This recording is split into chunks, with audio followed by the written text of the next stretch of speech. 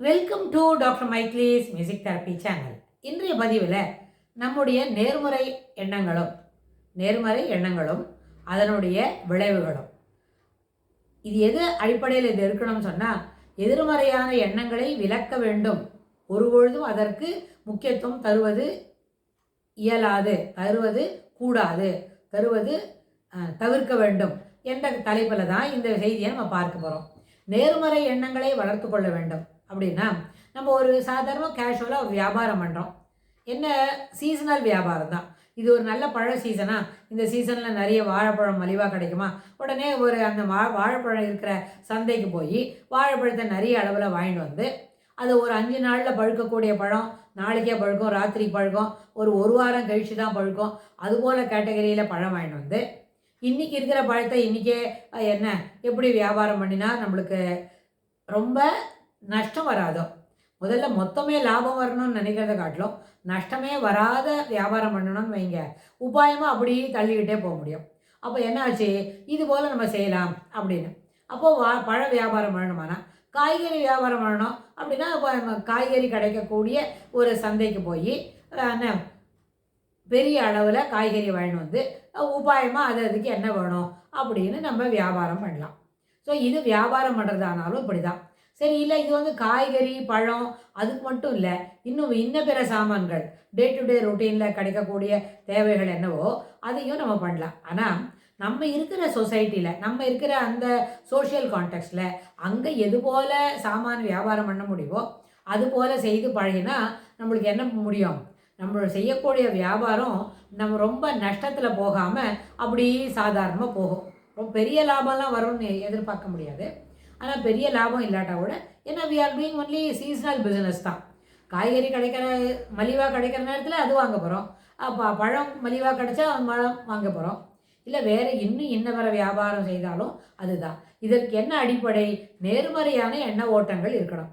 அப்போ நம்ம மட்டும்தான் மொத்த வியாபாரமும் சரியாக நடக்கணும், பாக்கி பேருக்கெல்லாம் சரியாக நடக்க வேண்டாம் அப்படின்னு இல்லை. நமக்கு நல்ல புத்தி இருக்கணும், நல்லபடியாக வியாபாரம் பண்ணணும், நேர்மறையான எண்ண ஓட்டங்கள் இருக்கணும். அப்படின்னா நம்மளை போல் இன்னொரு சீசனல் பிஸ்னஸ் பண்ணுறாங்களே அவங்களுக்கும் நல்லபடியாக வியாபாரம் நடக்கணும், நல்லபடியாக சிறப்பாக இருக்கணும் அப்படின்னு நினைக்கணும். அது என்ன ஆகும்னு கேட்டால், நம்மளோட எண்ணத்தின் பிரதிபலிப்பு அது ஒரு கண்ணாடியில் பட்டு வரக்கூடிய ஒளி போல. அப்படின்னா நம்ம அது எந்த ஏரியாவில் எந்த அளவுக்கு வீரியமான ஒளியை அது மேலே ரிஃப்ளெக்ட் பண்ணுறோமோ, அது பிரதிபலிக்க செய்கிறோமோ, அது போலவே இந்த எண்ண ஓட்டங்கள், நேர்மறையான எண்ண ஓட்டங்கள், அனைவரும் லோகா சமஸ்தா சுகினோ பவந்து அப்படின்னு சொல்கிறோமே, அனைவரும் சுகமாகவும் மகிழ்ச்சியுடனும் சந்தோஷத்துடனும் இனிமையாகவும் இருக்க வேண்டும்னு எப்போ பிரார்த்தனை பண்ணுறோமோ, அந்த பிரார்த்தனையோட பலம், அந்த பிரார்த்தனையோட ஃப்ரீக்வன்சி ஆஃப் பாசிட்டிவ்னஸ் இருக்கே, நேர்மறையான எண்ணங்கள், அதற்கேற்ப இவை அனைத்தும் நமக்கே வந்து சேரும். எங்கே பிரதிபலிக்கிறோமோ அதுபோல் வந்து சேரும். அதனால தான் எப்பொழுதும் அடுத்தவங்க கெடுதல் நினைக்கக்கூடாது.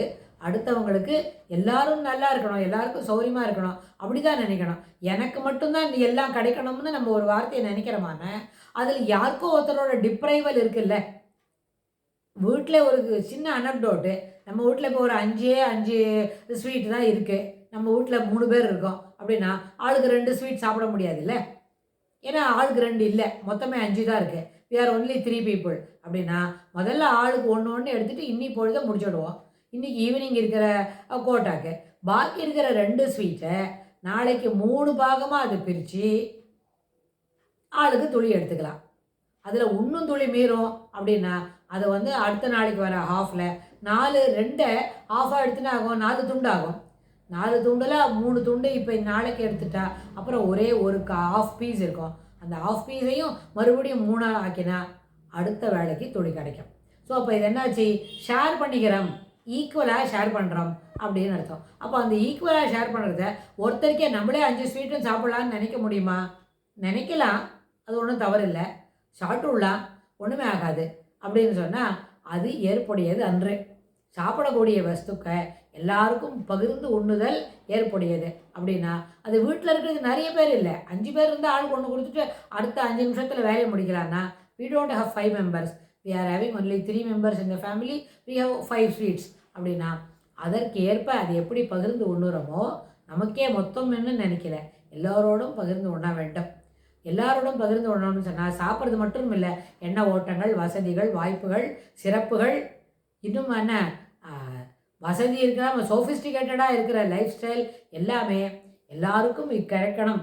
எல்லாருக்கும் நல்லபடியாக அந்த செய்திகள் சென்றடைய வேண்டும் அப்படின்னா அப்பொழுது அது என்ன ஆகும், நமக்கு அது அதுபோலவே கிடைக்கும். அடுத்தது எப்போ தான் சொல்லிட்டோம், நல்ல எண்ண ஓட்டங்களின் பிரதிபலிப்பு ஒரு கண்ணாடியில் பிரதிபலிக்கிறது போல இருக்கும்னு சொன்னால் அடுத்தவர்களும் சிறப்பாக இருக்க வேண்டும், நம்மவும் அப்படி சிறப்பாக இருக்கணும் அப்படின்னா அதுவே நமக்கு வந்து சேரும். அதனால் எண்ண ஓட்டங்களின் பிரதிபலிப்பே நம்மை சிறப்பாக மாற்றும் அப்படின்னு சொல்லி இந்த பதிவில் நம்ம நிறைவு செய்கிறோம். இதற்கு தொடர்புடைய செய்திகளை வரப்போகிற பகுதிகளிலும் பார்க்கலாம். தேங்க்ஸ் ஃபார் வாட்சிங்.